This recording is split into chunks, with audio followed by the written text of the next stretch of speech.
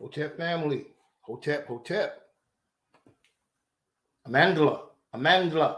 Power to the people. Hotep family. Wait till some people come in.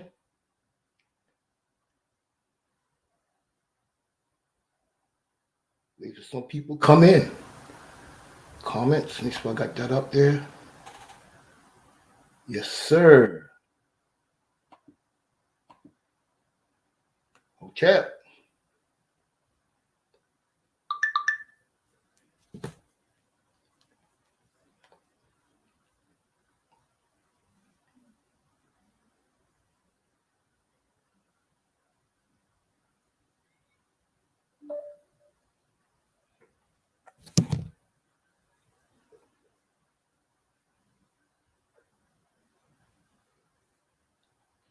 Hotep, Hotep. Come on in, y'all. Brother Kiamu. Hotep King. Hotep. Glad you was able to make it. Queen Amari in the house. Hotep. King Tybidi. Okay. They on the move and tune in at the same time. That's special. Amandla. Yes, sir. Oh, I know what I was trying to do. Feel some music. All right. Hope everybody's well on today. I trust that all is balanced on today. Yep. I trust that you're balanced. All right. We're putting some music here.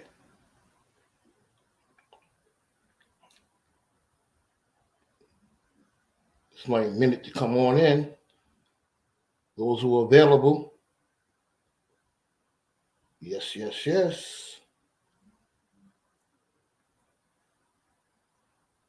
The sound should sound a lot better because I had it on the wrong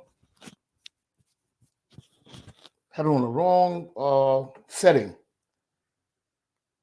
So it should sound a little less echoey, a little bit more clear. I hope so.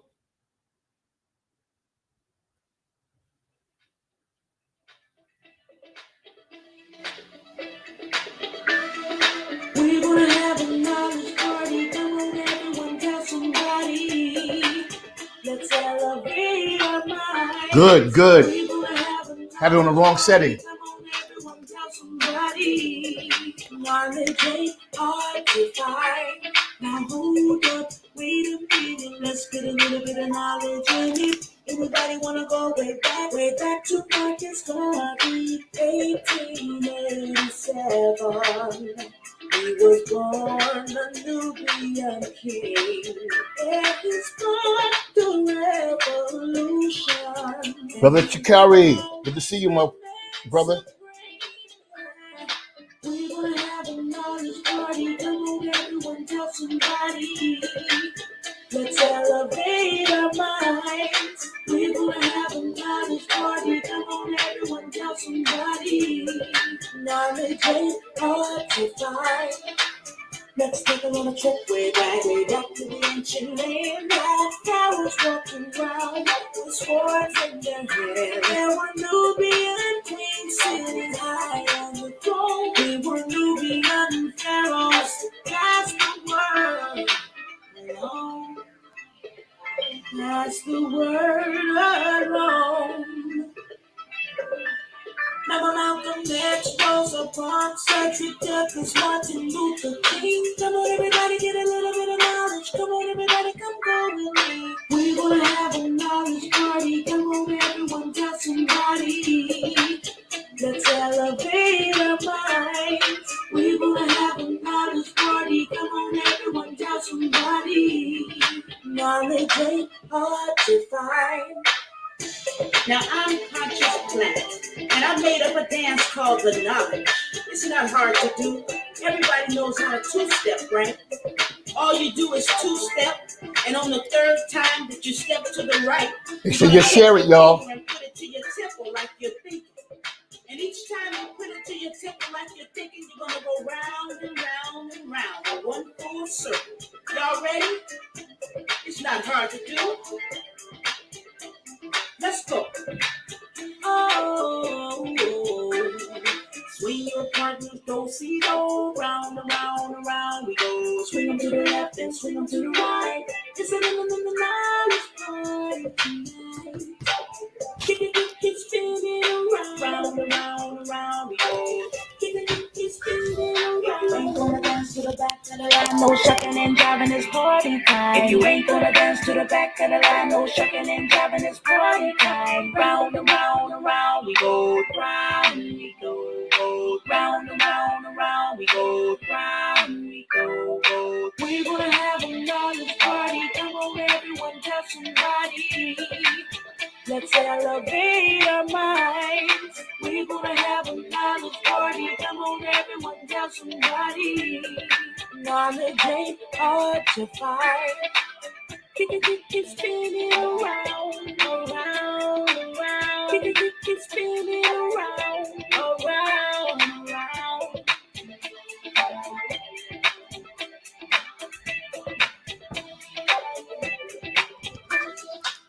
Keep spinning around, around, around.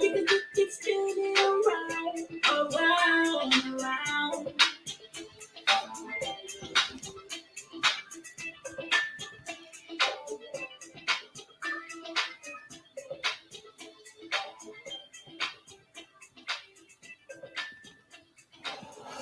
All right, all right, all right. Yeah, get this together, y'all. All right. Let me make sure this is off. Yeah. Yeah. Hope you're good. I hope you're good. Hope you're good like the DJ should. Yes, sir. My brothers and sisters, I greet you in our ancient Kemetic, ancient African language, Hotep. Hotep means peace. The greatest greetings that anyone can give to another brother or sister. Good evening once again, and I thank y'all for coming in. Do not take your presence lightly. And once again, Hotep, Varagani. All right, and hope your day was a great day. You're having a great evening. Hope you had a nice, great meal, or you maybe eating your meal right now. That's cool too. Time to relax, but time to gain some knowledge, some insight, or to be reminded of certain things. I say there's nothing wrong with that. So those of you who may watch this later on, my name is James Anyabwile Wilson. I am the spiritual teacher, aka the awakener of the God in Action Ministries Spiritual and Culture Center, located here in the South End of Albany, New York. We do not take your presence lightly. Once you come in, you're part of the gang, your family, the tribe, the village, the posse. All right. So because you are a part of it, all right. Those who may be on, if we can share it with two other people, one or two other people, we can double the numbers. And those of you may watch it later on or during the week, we pray that you would share it with your friends and your family on your platform. That would be much appreciated because each one teach one, each one reach one, each one teach one. All right. And so we want to just get the message out. And once again, thank you, brothers and sisters, for tuning in on tonight. We're still trying to build our numbers, build the platform, on Sundays and definitely especially on Wednesdays. I don't come on every single Wednesday, but this winter coming in, my plan is to be more consistent coming in, people, and so we're working on that. And there's a lot of things we can improve and strengthen. You may hear a little dog barking. There's a little dog next door that barks. Thank you, Queen. I know that you always sharing. I know that you share, and I know Tabidi and Brother Kiyamu and brother Jay. I mean not brother Chikichi, Chikari, and but yes, those of you know you are consistent, very consistent. I recognize that and I appreciate that very much. Now, Um, we are going to. I want to deal with this a subject tonight that I have dealt with before. Hope that dog shut up. But we're going to deal with. I'm going to deal with it. Um, I dealt with the subject in a similar way before, but I want to deal with it tonight, and I hope you'll get something out of it. And I'm gonna get my shotgun and let me shut up. I don't know if y'all can hear that little dog barking, but anyway, we're gonna not let that distract me. And so once again, get your coffee, your beverage, your little dinner, whatever you're gonna have, and we're going to go through this uh, presentation. It's gonna be a PowerPoint presentation, visual. A picture is worth 1,000 words. All right, and we're gonna just get into this as I speak now. Let me see how I'm going to do this. There we go. All right. You'll see that? Yep. Let me see if I got this thing situated. I believe you'll see it. Um,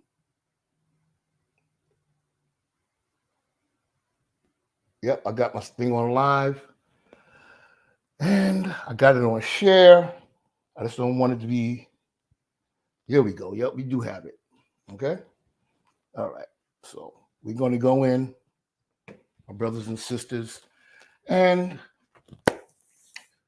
we're going to do this. All right. And like I said, it's a pleasure, it's a joy to have you hang out with me, hang out with us tonight. And let's put in the work. Let's put in the work. So those of you who've seen the post on the God in Action Ministries Facebook site, you saw the title of it.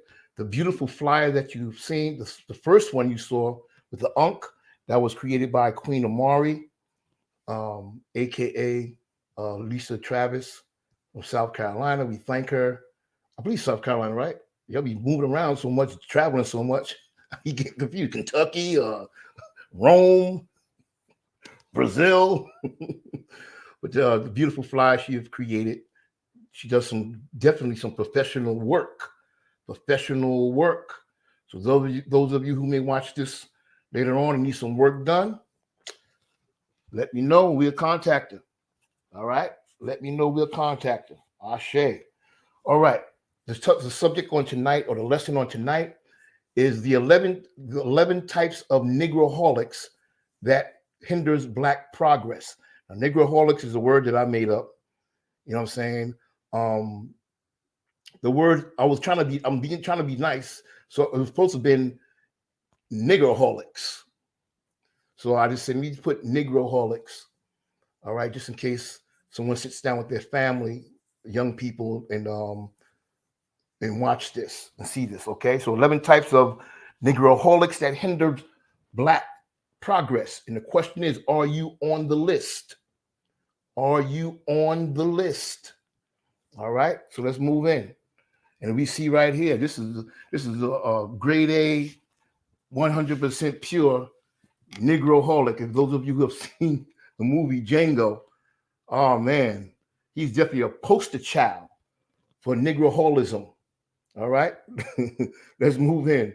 All right, let's look at the definition, a made up definition for a Negroholic. All right, a Negroholic is a hater of self and kind. It's a person who's addicted to niggerdom. Addicted to niggerdom. They hooked. All right, they have a serious addiction. This definition is linked to the mental state and behavior of the person. All right, has nothing to do with the race, where he or she may live, or location, geographical location. Has nothing to do with the person's educational or financial status. There is no such thing of a natural Negroholic. It's a learned behavior. And as I said on the onset, is a hater of self and kind. And Malcolm X throws out there, who taught you how to, or who taught you to hate yourself? And we know who that is, who that was. I'm laying my foundation. Now let's look at the characteristics of a Negroholic. The characteristics of a Negroholic. They're soft. I don't mean like Charmin when you touch them. I'm talking about soft, jellyback, weak, punkified, sissified, chumpified. They're weak-minded, undisciplined, ignorant, arrogant, lazy, selfish. Negroholics' characteristics, they're self-destructive, disrespectful, obnoxious, spoiled, self-pitying. These Negroholics are fearful and dependent, simple-minded, crybabies, cowards. But I need to let you know, brothers and sisters, they are not born that way. They were made to be that way. Are you hearing me? Their minds have been shaped and molded in Negroism. Ashe? All right. Now, we're going to move in. How these Negroholics have been manufactured or made. It's very important to say someone, we have people like that, but where does it come from? And who made it? Made them. When the Africans, or which is, we'll say black, whatever name you want to call it, when we were kidnapped from our native land called Africa or Kebulan, we were shipped to the hells of North America via slave ships. And while we was on those ships, the slave breakers, they used the most demonic methods ever used on human beings to produce a defeated and self-hating people. The first steps to Negroism or Negroholicism. You see on the picture at the top is how we've been chained and shipped and who's in charge with the whip. That's where we get the word cracker from. It's not derogatory. That's what the slaves, our African ancestors, got the name. You know what I'm saying? Created that name. Cracker. And you see on our right, it says, welcome to hell. When they were shipped to the hells of North America, we ended up in hell, where it says here, America. Ashe? Now, here are some of the methods, brothers and sisters, used for over, not 6 to 8 years, like they constantly tell us about the Jewish Holocaust, how they suffered in the ovens by the hands of the Nazi and Hitler, you know what I'm saying? And they don't want nobody to forget about that. That was like 6 to 8 years, somewhere in that area, okay? They used these methods on our African ancestors 400 plus years. And they used them to niggerize our people.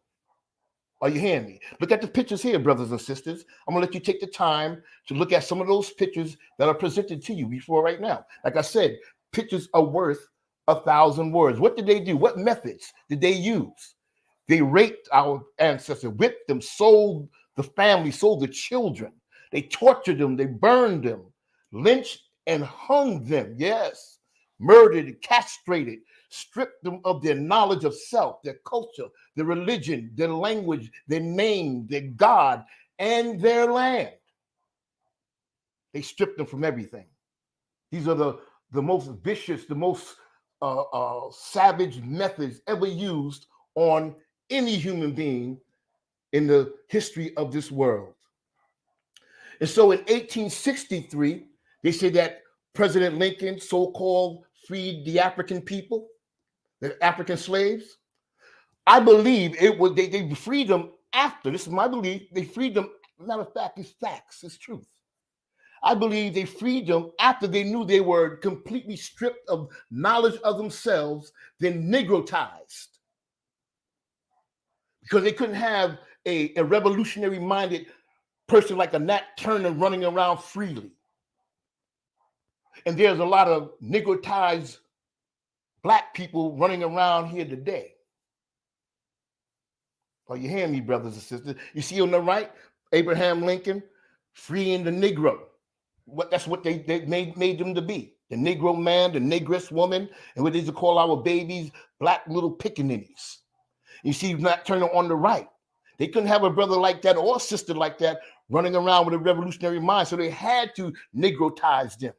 Look at the head that Matt Turner, this picture, depiction of him, have in his hand. Are you hearing me?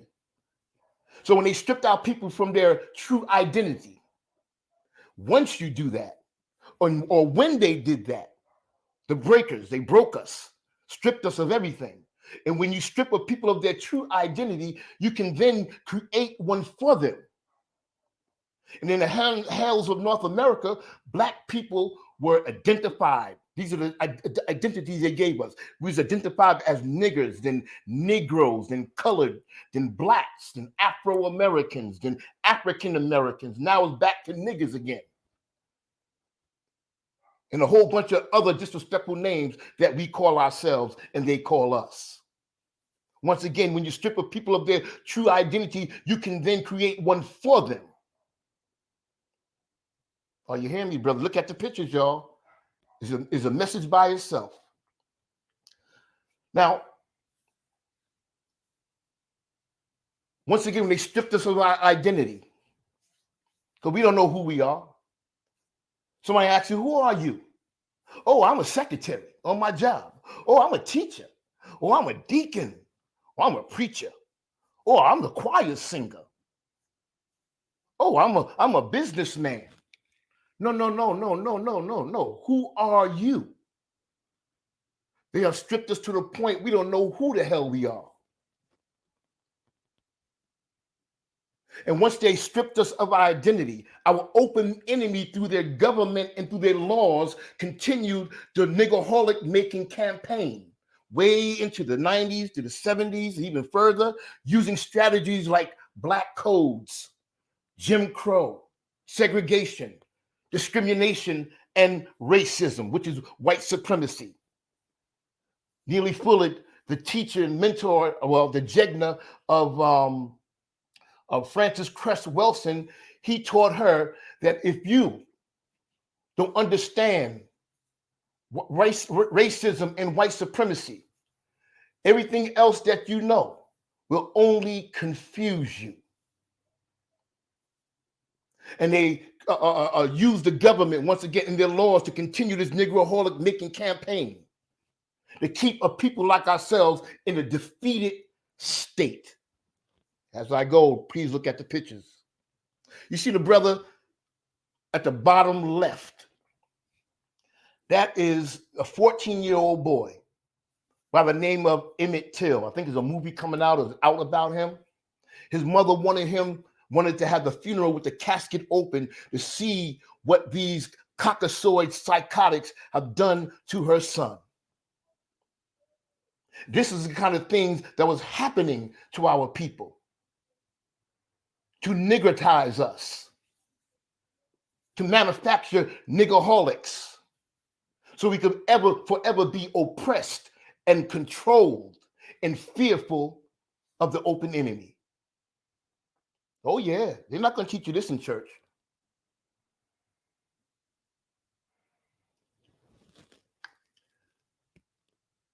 The Caucasoid psychotics, they have been I give this to them, they was very successful in manufacturing Negroholics. I'm going to use that term. They were successful manufacturing them through their factories called the media, religion, the miseducational system, the prison system. And as they manufacture them and crank them out, these are the 11 types of Negroholics that they've manufactured. And the question is, are you on this list?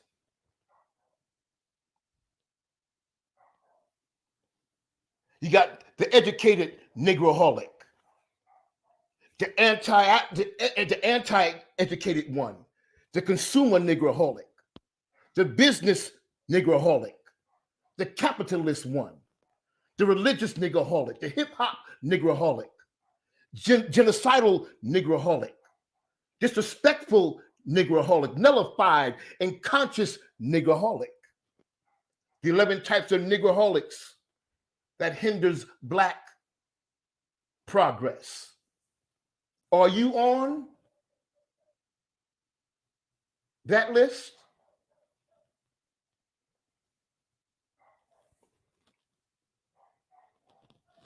One thing about these Negroholics,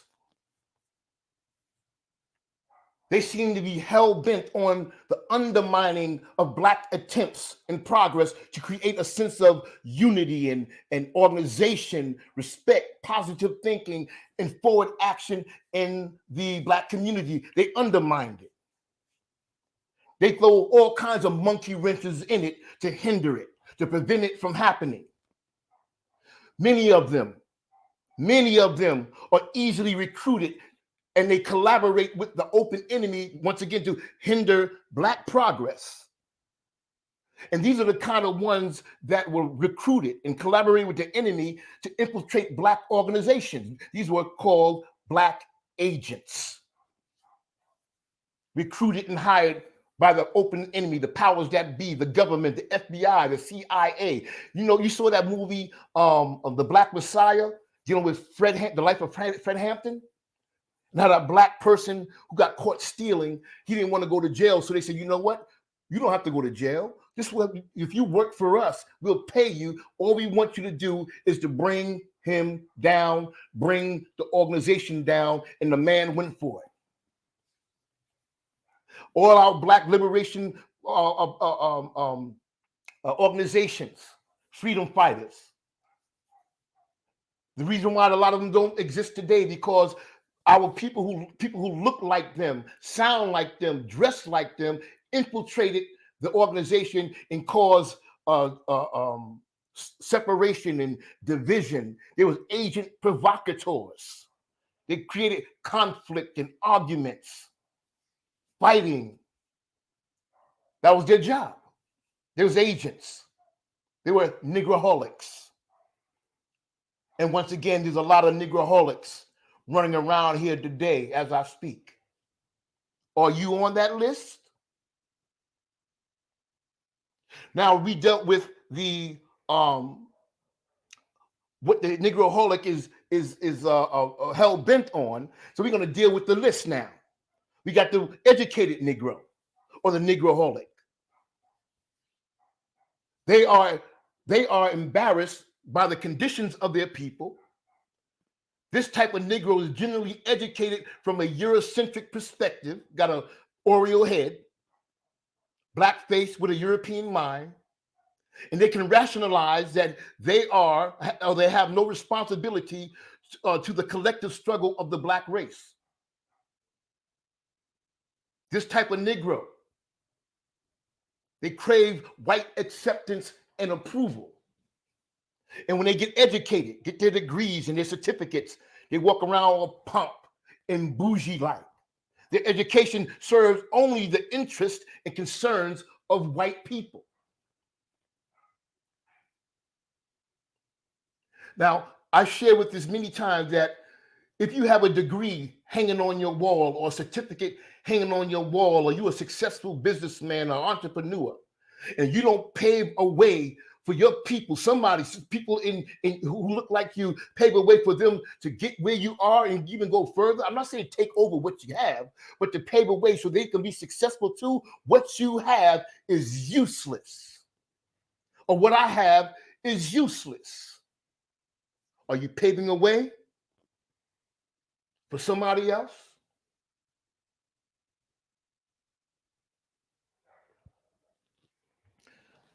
So that's the educational Negroholic, the educational one. We got the anti-education Negroholic. These type are committed to remaining ignorant. Look at the root word ignorant. It means to ignore truth, to ignore. People say, don't you call me ignorant? They think that's like a derogatory name. No, it's letting you know you ignore the truth. They remain ignorant. They love it. They committed to it. They know that with proper education comes thinking, which is which this type of Negro finds very painful. You see the brother here on my left? He 1 and 1 plus 2 equals, and he's struggling like hell, trying to figure it out. This anti-education Negroholic. I'm not downing black people. Like I said, I defined what a Negroholic was on the onset. It had nothing to do with financial or educational status. It had nothing to do with location, geographical location. Had nothing to do with your gender or your color. It's a learned behavior. But I'm dealing with my people right now. That's my main concern. Look at our brother, anti-educational Negroholic. You see the person on the right, he laying back. No want to read. No want to read. I heard that you can read one book that can change your life. I don't mean to get distracted. This dog is the first time I ever did this, but I'm going to keep working. It's getting on my nerve. Then you have, let's go to the consumer Negroholic. The consumer Negroholic. Are you on this list? They never consider the power of the dollar.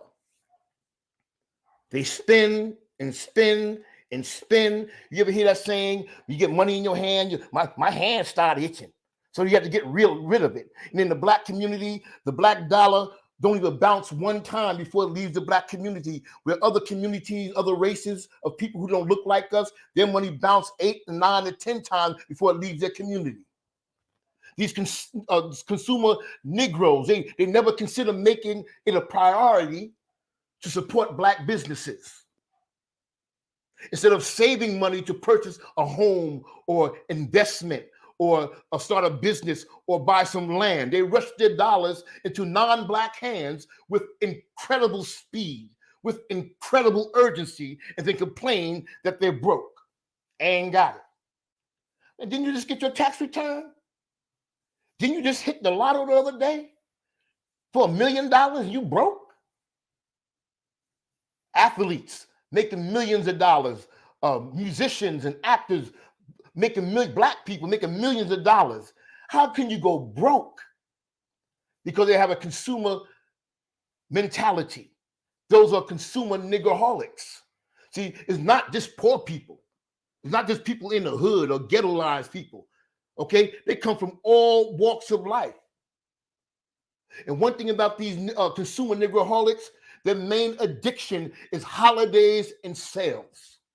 Holidays and sales. Look on my left, you see the whole stable of Negroes in line to go into a store to buy some stuff. You see the stable handler keeping them consumer Negroes in check. Calm, trying to civilize them. On the right, you see all the holidays that we are caught up in. We're about to enter into one now, October 31st.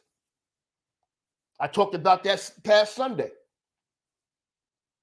Halloween, Independence Day, Christmas, Thanksgiving, Oktoberfest, Valentine's Day, St. Patrick's Day, Easter, New Year's. And you got family members and loved ones and mates and boos and booettes, husband and wives and children. If you don't celebrate these days, they'll turn against you. They'll be angry at you. It's like they'll become an enemy. That's how sick we have become. The young and older alike. Now let's go to the capitalistic Negroholic. The capitalistic. See, they understand how black people have been traditionally exploited by whites and people of other races. They understand that.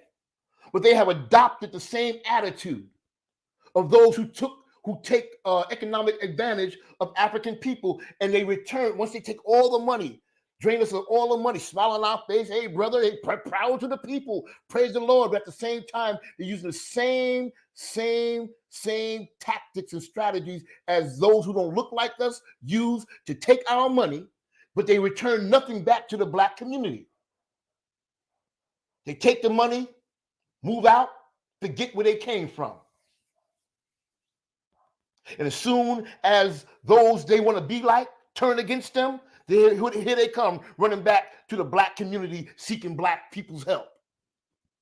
See, I'm black like you. Come on, let's come on, stand together. No, oh no, you walked away. Now those you walked away to embrace is no longer embracing you. Now you want to run back. Got to watch those capitalistic Negroes and Negresses.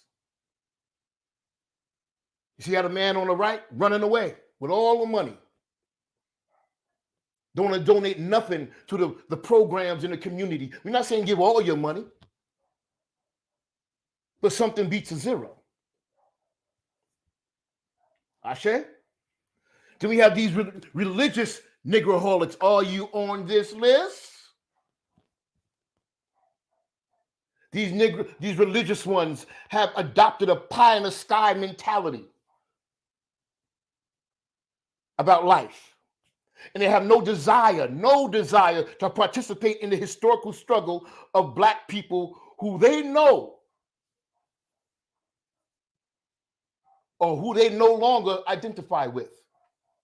These religious Negroes, they won't identify with their own people. They identify with Jesus. They identify with Paul, Moses, Matthew, Mark, Luke, and John. They identify with biblical characters. They won't identify with their own people. Are you hearing me? And that's what religious will do. It will strip you of from knowledge of self, all right, and disconnect you from your own people and your own kind and your real struggle, and have you fighting for something or standing on something and spreading the word of something that have nothing to do with you or our people. When it comes to us, these religious Negroholics, they would we would respect them more. We would respect them more. We have nothing against religion. I have nothing against religion, but we would respect these religious Negroholics more if we knew that they loved themselves, loved their people, right? But also supported their people. We would respect them more. It's not because they're in a certain religion, it's how they're operating and functioning after they embrace that religion. Talk about black, oh, I don't hear all that black stuff. Talk about black, well, we don't want to talk about black because God ain't black. God is no color. Jesus is no color. We don't want to get into color. But hell, all the art that we see that represents Christianity is characters who don't look like us. You talking about you don't want to get into color? Then as soon as you change Jesus to black, they'll cut your neck off. You're a liar. You're a liar. You're a blasphemer. You're a false teacher. You're an antichrist. You're not from God. Well, didn't you say color didn't matter? Every religion has a savior or a deliverer that looks like them. And we are the only people, black people, the most foolish people who worship and bow down to a God and a savior who don't look like us. So there's nothing wrong with being a religion. I have no problem with religion.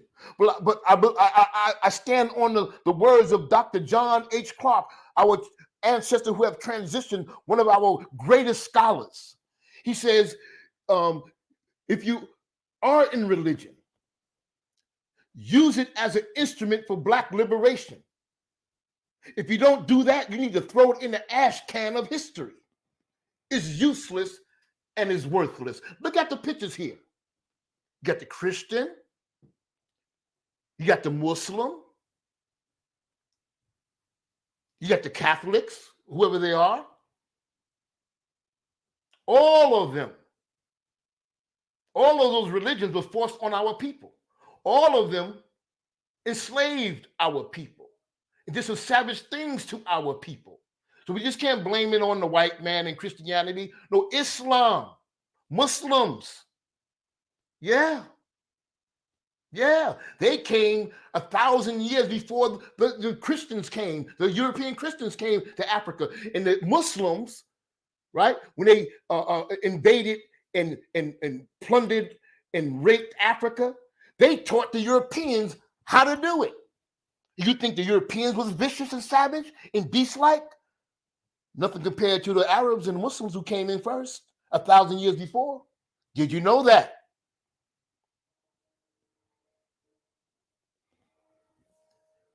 Now let's look at our hip hop Negroholics. Everybody want to be a rapper. Our kids want to be a rapper.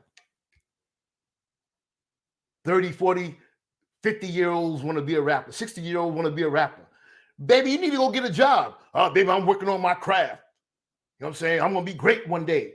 Negro, you need to get a job to take care of me and your family, the kids, the home, the bills. You still standing on trying to be a rapper? You 65 years old? Everybody want to be a rapper. They got all that bling bling and mansions and cars. A lot of the stuff is not theirs. They rent them as props. They put on videos to make you believe that's how all of them are living. There's some living like that. But they make you believe that's all of them are living that way. And all you have to do is learn how to rap and the world is yours. So these hip hop Negroholics, they're the stars of gangster rap. And these people are being pimped by corporate America or the music industry that we don't control. They use them to send messages to the black people of self-destruction and despair and death. And when they do it, and they're confronted with it, or ask questions about it, they take no responsibility for the mental dope that they're selling. No responsibility. It ain't our fault. We ain't doing nothing. You know what I'm saying? I ain't doing it to nobody. I ain't hurting nobody. All I'm doing is rapping. These hip-hop Negroholics, I don't care who they are, how famous and popular they are, or how much money they're making. These are true sellouts who refuse to use their talent to spread messages promoting Black love, unity, respect, and progress. They don't do it because if you try doing it, the powers that be will not cut you,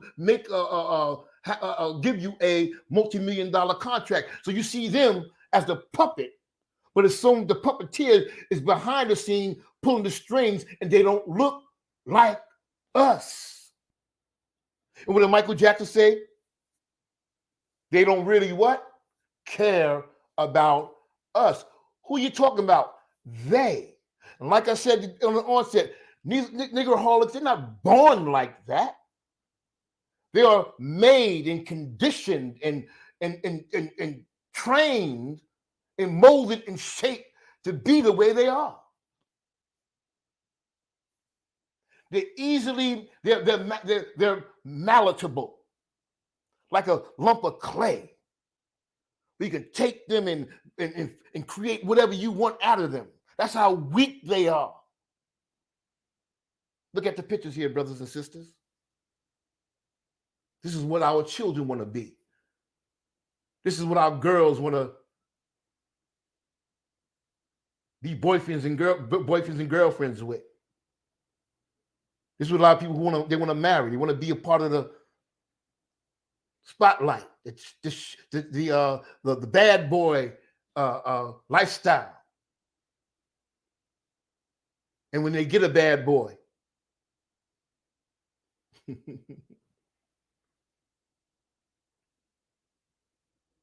what happens? I'm getting there, brothers and sisters. We getting there. All right. The genocidal Negroholics. Are you part of the list? Or do you know anybody, friends, family, or foes who's a part of this list? They feel a responsibility to menace, attack, oppose, terrorize, disrespect, kill, murder, and maim other Black people. That's what they live for. That's what they live for. They live to get what? Street cred. Street cred. They're proud of their participation in black on black crime. Yeah, these genocidal Negroholics. They generally have no such hostility towards white people in other groups. None. They cheesing in the Neanderthal's face. And there are all these other races they won't touch. You step on their foot, look at them the wrong way, ask them for what time it is. Nigga, you know me? What you looking at? I'm gonna kill you.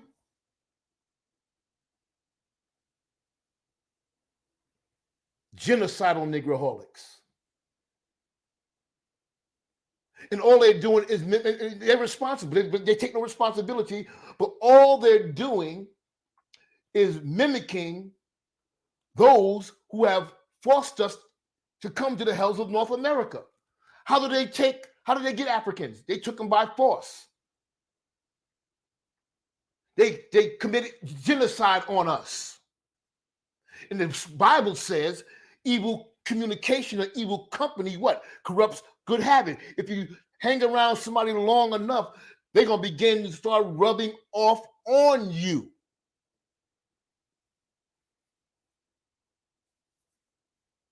Are you hearing me? Now, the Neanderthal Caucasoid don't have to do much to us anymore. Our people's on genocidal autopilot. Genocidal autopilot.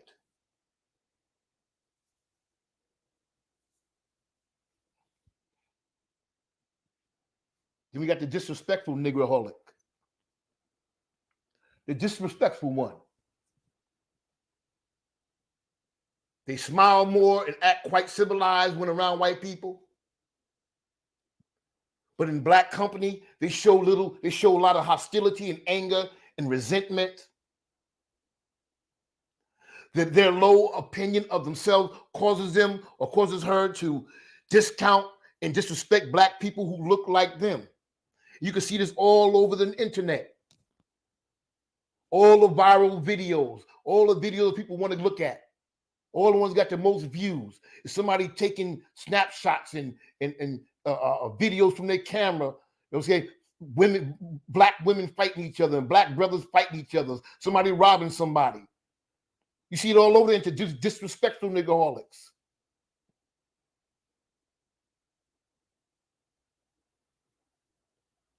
Look at the picture here, the top left. How my brother is chumping him. The sisters on the right at the top got the reality show vibe. They think that's womanhood today.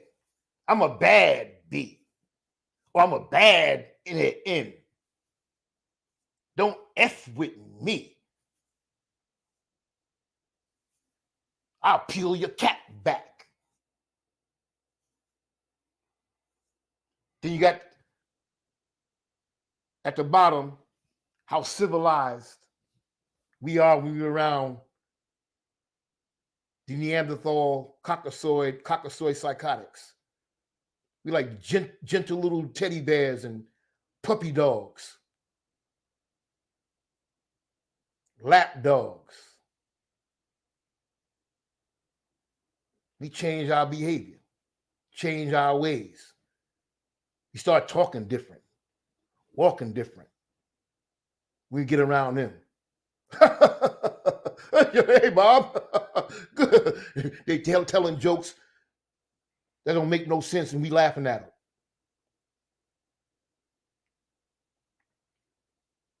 Disrespectful Negroholics. Are you a part of the list? Or are you on this list? You got the nullified. We getting there, brothers and sisters. You got the nullified Negroholic. You say Negroholic a lot. Yeah, these are 11 types of Negroholics that hinder black progress. And I want that word to ring in your head from this day forward, Negroholic. Till you start looking at people and say, Oh shoot, you can spot them anywhere. Oh shoot, that's what he's talking about. That's a Negroholic. Oh shoot, he need a rehab. Going alcoholics can't get off of alcohol on their own. Where do they go? They go to a rehab. Then after rehab, the clean up, what they call dry up, detox. They recommend strongly and advise that you go to AA meetings so you don't slip back to alcoholism. These nullified Negroholics need rehab. And I'm not downing drugs, but because I was hooked on drugs for years. I was a nullified Negroholic. Yeah. Yeah. Caught up in niggerdom. Yeah. Yeah. So these nullified Negroholics, they want no part in making a contribution to the advancement of this race, of his race or her race. Many of them nullify themselves with addiction. See, now they want to, when we was addicted, they say send them niggas to jail. They plaster us all over TV like we was beasts.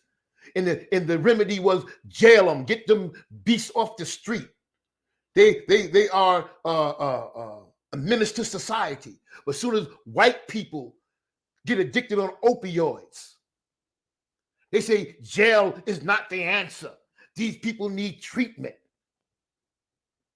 Different laws and rules for different people. Are you hearing me? And now we got crocodile tears for these people. They got them all over TV now. These Europeans on TV talking about intervention. You know, we crying and stuff like that. Just imagine, did they do that when we was on, our people was on in the 80s? 60s and the 80s and stuff like 60s, 70s, 80s on crack and heroin that the government threw in our communities deliberately to control our mind? To keep us in niggerdom.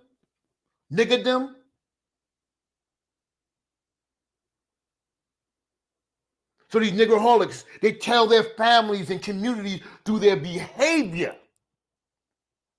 They say action speaks what? Louder than words. So through their behavior, the actions, they tell their family they cannot be counted on as a source of anything good or positive. Because their mind is burnt.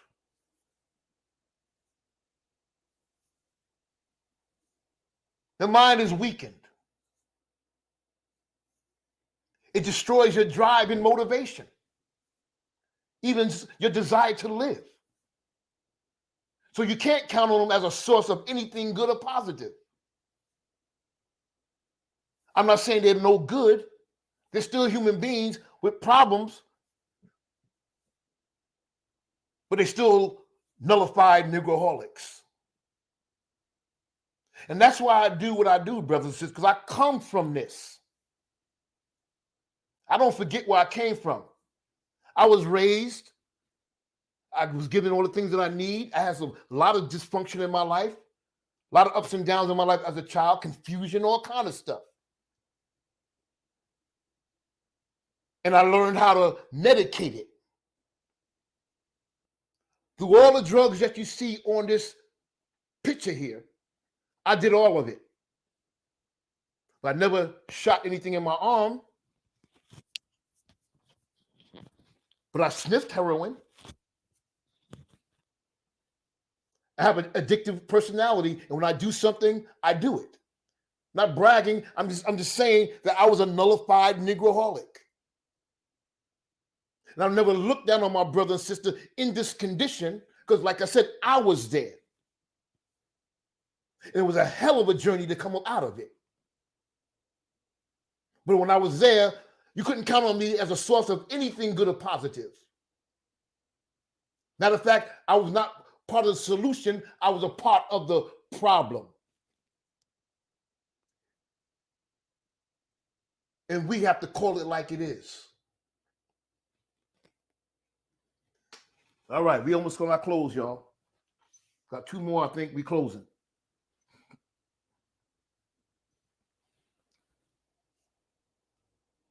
Let's look at the conscious Negroholics. Conscious or consciousness only means you're aware. You're not ignorant of the fact. You are aware. But these conscious Negroholics, they are people who realize that the nigger mentality is a sickness and it was passed down to us from slavery. They know this. But they're too lazy or too apathetic to struggle against this nigger mentality or this niggerholism.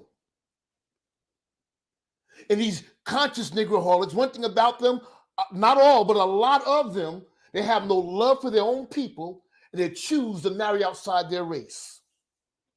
Look at them. Look at the pictures here.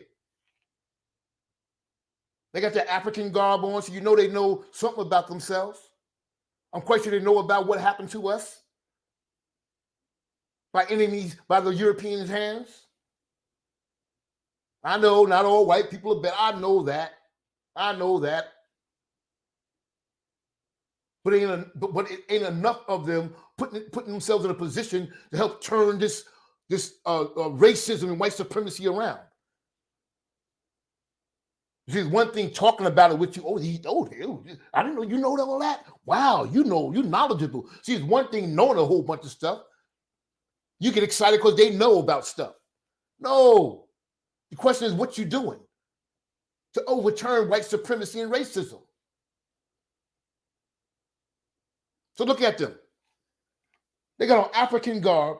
Instead of getting a brother or a sister who can identify with their struggle, who was abused and savagely treated by the same enemy, they chose to get someone who don't look like them and put them in African garb.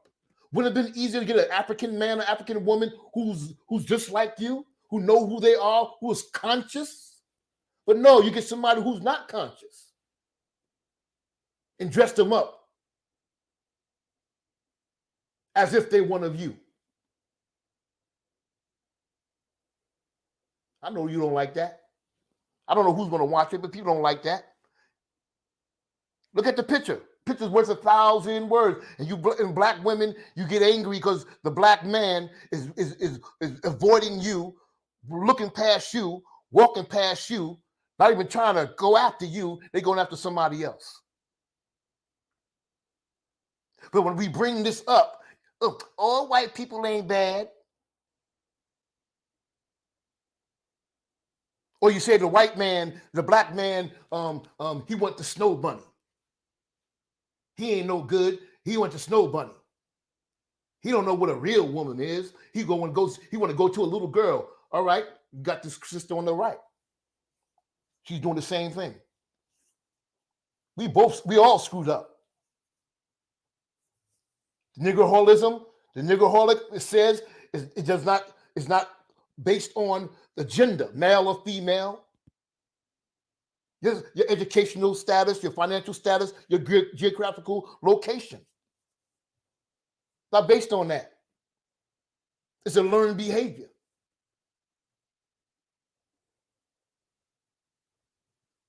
Are you hearing me?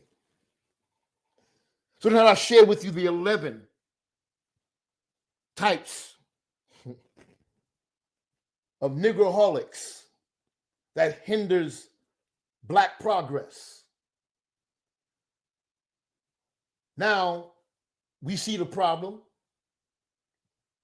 What's the solution? What's the solution?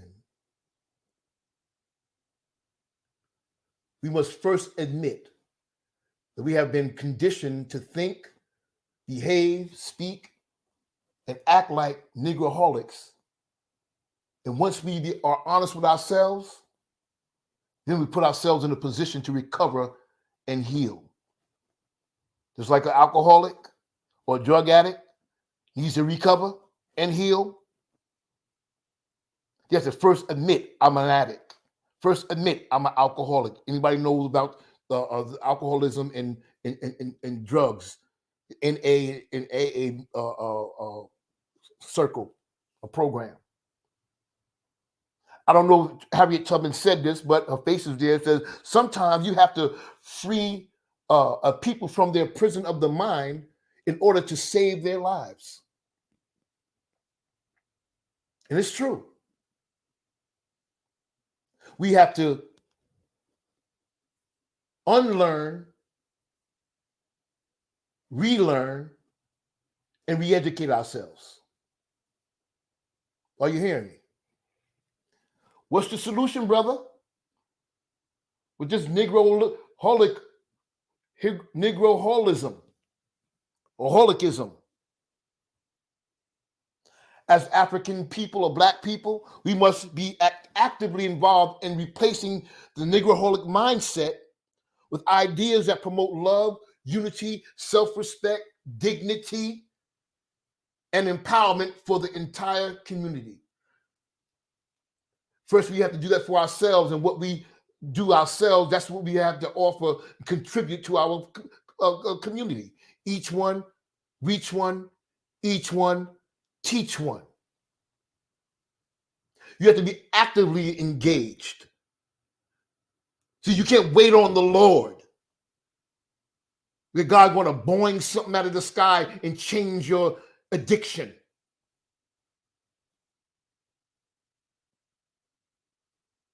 Your Negroism.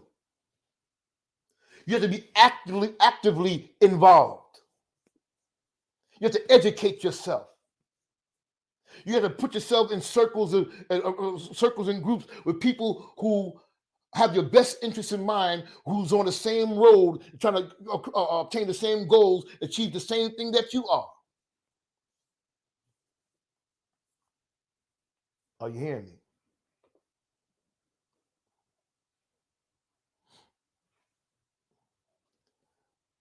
So we have the solutions of what we need to do first, and how can we do it? How can we really get there? How can we really accomplish this? We know how to position ourselves. That was a solution. How do you position yourself to recover and heal? So how you do this thing?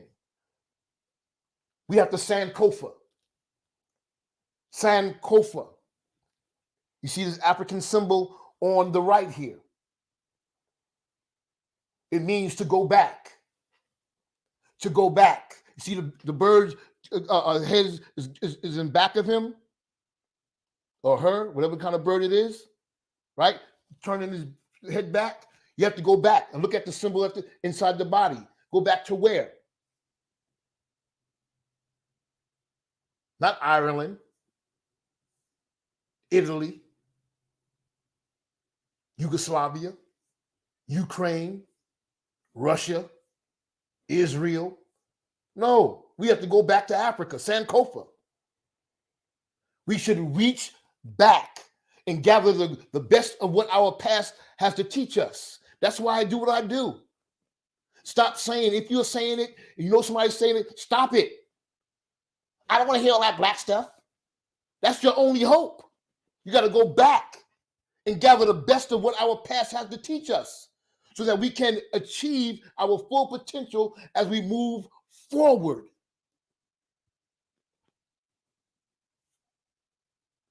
Whatever we have lost, or we have forgotten, or been stripped of from the past can be reclaimed, revived, preserved, and perpetuated. You have to go back. I don't say you stay back there, because I always teach you can't go forward looking backwards. I mean, going back there and staying in your past and being buried in your past and can't get past the past. Because you stay in the past, it robs you of your future. But you go back there where you're going to learn. And use that knowledge to catapult you to where you want to be in life. And in this case, right here, is to recover and to heal for Negroholism or niggerdom or crackeritis or whiteitis or Beckyitis or heatherosis or Bob or John Tosis. Self-hate.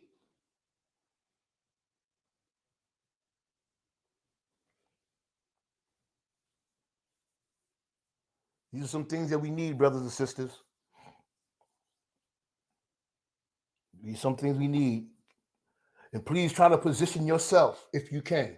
No, matter of fact, we need to position yourself so you can actively participate, actively be engaged in doing the right thing for yourself and also for your people. If you're not doing that, you're a nullified Negroholic. You done nullified yourself and no use to yourself or your people. So we need these things to help us reach our goals. We must have conscious online platforms. Conscious, because everybody's platforming it now. Virtual, we have to have conscious online platforms, religious institutions, our own schools, community programs to do what? To teach our people the knowledge of the true God and self. We need rites of passage programs for our youth and training programs for Black men and women. We need serious Black or African or Black conscious study groups all over the community so that we can stand again on the spiritual foundation of Mayat. Stand again on the spiritual foundation of Mayat. Are you hearing me? So it's one of these areas, somewhere in these areas, we have to position ourselves to get involved. Because everybody don't have the same desire or passion or know-how or ability. No, we know that. But there's something that you can do, even if it's not on this list, something that you can do to help elevate your life, heal, and recover from niggerdom or Negroholism. And then elevate your people. And we cannot do this if we're not standing on the principles and the spiritual foundation of Mayat, which is truth, order, justice, righteousness, reciprocity, balance, and harmony. Ashe? As we know, brothers, it's not going to happen overnight. And my brothers and sisters, it's not going to happen overnight.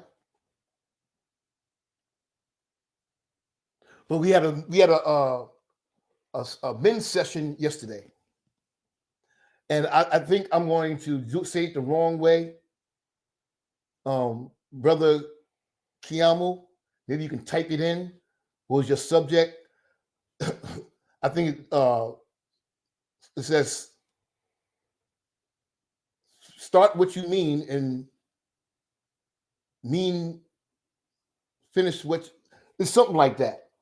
But paraphrasing, the brother, type it in for me, please. Paraphrasing is that what you set off to do, no matter what obstacles get in your way, struggles, player haters, opposers, enemy, no matter what get in your way, you keep pressing until you complete what you set out to complete or accomplish or achieve. Because anything good you're trying to achieve or accomplish, you're going to have some stuff in the middle along the way. So I'm saying the struggle continues. The struggle continues. The struggle continues. Yes, yes, yes. Let me come up out of this. My brothers and sisters, I thank y'all for hitting on YouTube. I see some YouTube symbols here. Oh, the brother Kiamu, he says, start what we mean to finish what we mean to start. The struggle continues. Yes, yes. All right. I thank you for y'all coming on. And I pray that you share this. And I think, once again, I think my sound should sound better because I found out I had it on the wrong setting. And so I switched the setting. So I think it should sound a little clearer, a little better. Hopefully, I'll listen to it later. But y'all say yes. And y'all have a blessed evening. God bless you, your family. Like Brother Kiamu said, once again, start what we mean to finish what we mean to start. All right? We should start recovering and healing from this Negroholic syndrome. And we all have it. No matter how many conscious books and black books and authors and videotapes and DVDs or stuff you watch on TV, all this great knowledge and all this stuff, that's beautiful. That's a start to begin recovering and healing. But it's not going to happen overnight. It's a work in progress. Okay, brothers and sisters, I thank you for listening. Let's continue to keep each other in prayer, families, all things. Let's keep the Travises in our prayers. And as they travel the roads, the highways and byways from state to state. And blessings. I hope to see y'all Sunday. God gives me life, give us life. So, hey, let's stand together and let's continue to heal and recover. The struggle continues. All right? I'm not giving up. Ain't no stopping us now. We're on the move. Raise that fist, brothers and sisters, as we get up on out of here. You know how we do it? Amandla. Amandla. Amandla. Meaning power. Power to the people. Thank you. Thank you for listening. My time is up. Hotep.